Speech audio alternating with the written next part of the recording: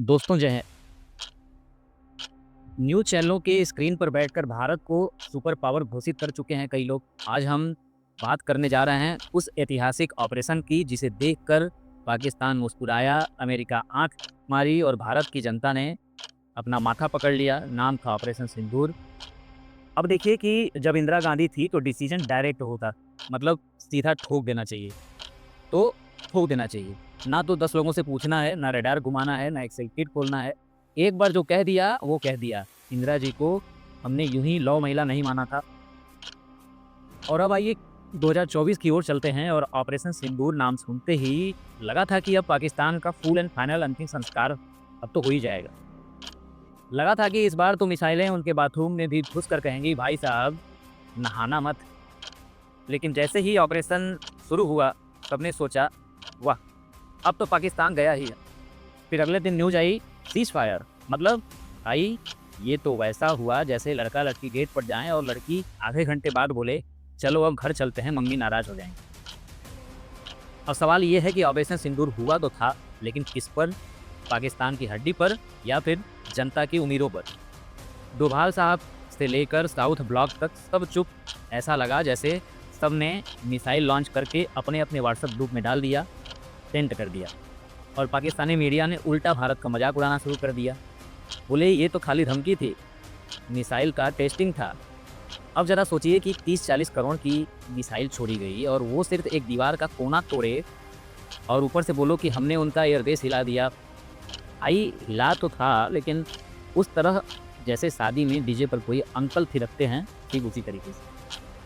अब इधर जनता सोच रही थी कि अब की बार मोदी जी मोड़ में इंदिरा गांधी वाल का जो मोड है, उस मोड में आ जाएँगे।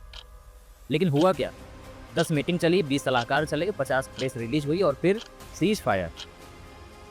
अब सवाल उठता है कि काहे किया भाई ये सब?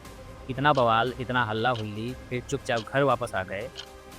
ये तो वही बात हो गई कि बाहुबली हाथी पर चढ़ के आया था और पहुँचते ही बोला, अबे छोड़ो यार, क्या ही करेंगे। और सबसे मज़ेदार बात कि पाकिस्तान ने खुद नहीं कहा कि सीज़ फायर करना है।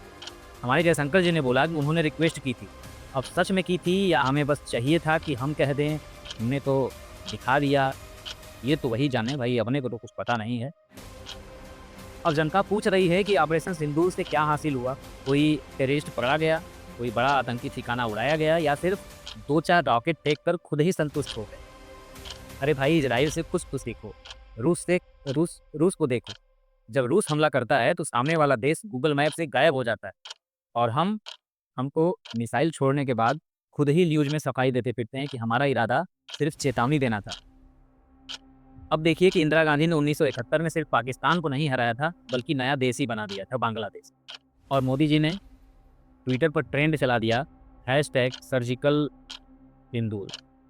और सबसे दुखद पहलू कि हमारी सेना इतने दिन तक बॉर्डर पर खड़ी रही, छुट्टियां कैंसिल हो गई, जवानों के घर में लोग इंतजार करते रह गए कि शायद इस बार कुछ बड़ा होगा और फिर सीज फायर।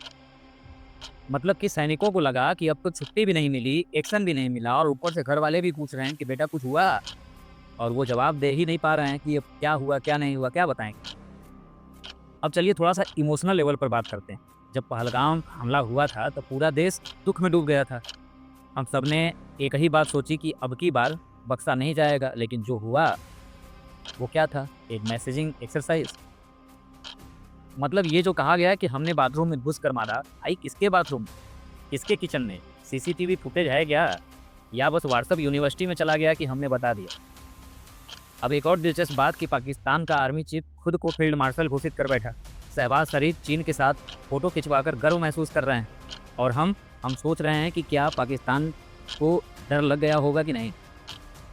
अब ये बताइए कि अगर एयरबेस पर हमला हुआ था तो उसकी पूरी बिल्डिंग क्यों नहीं उड़ी? सिर्फ कोना क्यों उड़ा? और अगर सिर्फ संदेश देना था तो वो तो एसएमएस भी कर सकते थे। अब इधर अमेरिका की भूमिका देखिए, ट्रम्प या बाइडन सबने बस इतना किया कि उँगली उठाई और हम बोले, जी सीज़ फायर कर देते हैं, संप्रभुता का एक तेल लेने। अब ये सवेर गिनती जो है सिर्फ भाषा में ठीक लगती है, ऐसा नहीं है ना भैया।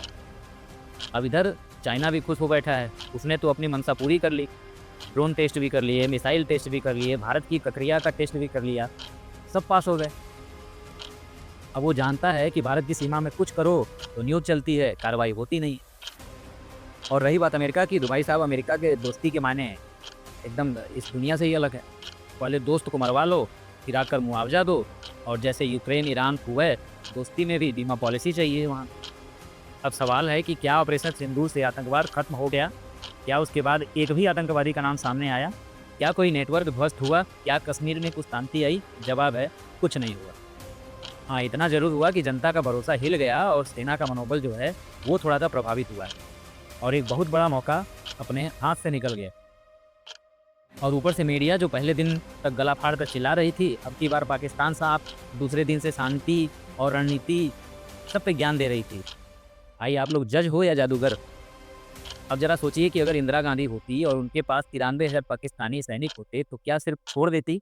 नहीं, उन्होंने जब छोड़ा भी था तब भी अमेरिका के प्रेशर में ऐसा नहीं है, लेकिन पहले पाकिस्तान की इज्जत धूल में मिला दी थी छोड़ने से पहले। और अब तो हम हमला करने के बाद भी सफाई देते फिर रहे हैं कि देखो हम बहुत सैनिक हैं, बहुत परिपक्व हैं, हमारे जैसा परिपक्व आदमी कहीं नहीं होगा। हम अपनी संयमता का परिचय दे रहे हैं। लेकिन एक देश की सुरक्षा संयम से नहीं, संकल्प से चलती है, और जनता का भरोसा ट्विटर के ट्रेंड से नहीं, टैंक के ट्रैक से बनता है। तो अगली बार अगर कोई ऑपरेशन हो तो नाम में दम हो और अंजाम में और ज़्यादा दम होना चाहिए, क्योंकि इस बार सिंदूर दिखा नहीं और शादी भी नहीं हुई। तो जाते जाते चैनल को सब्सक्राइब कर दीजिएगा, और ऐसे ही वीडियोस देखने के लिए इसको शेयर भी करिएगा, ताकि हमारा भी मनोबल बढ़ता रहे। मिलते हैं अपने अगले वीडियो में, तब तक के लिए जय हिंद।